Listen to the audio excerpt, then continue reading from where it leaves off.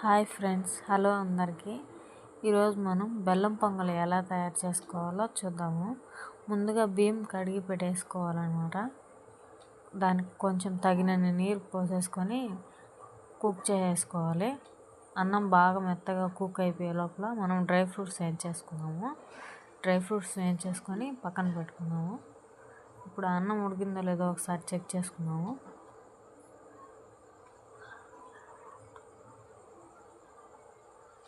అన్నం బాగా ఉడికిపోయింది. ఇప్పుడు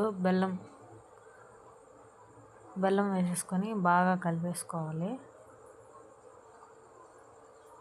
బెల్లం అంతా కలిసిపోయేలాగా బాగా కలుపుకోవాలన్నమాట.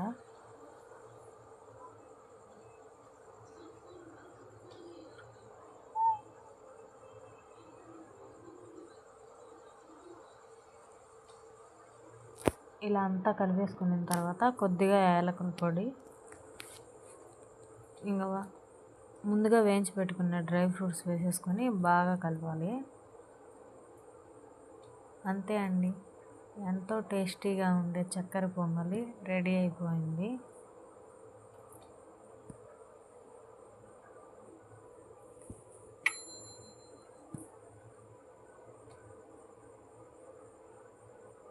కొద్దిగా టేస్ట్కి సరిపడా నెయ్యి వేసేసుకోవాలి.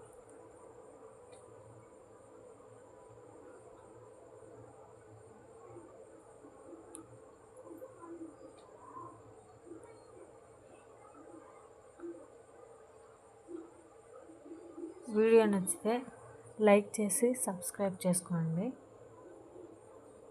Thank you for watching.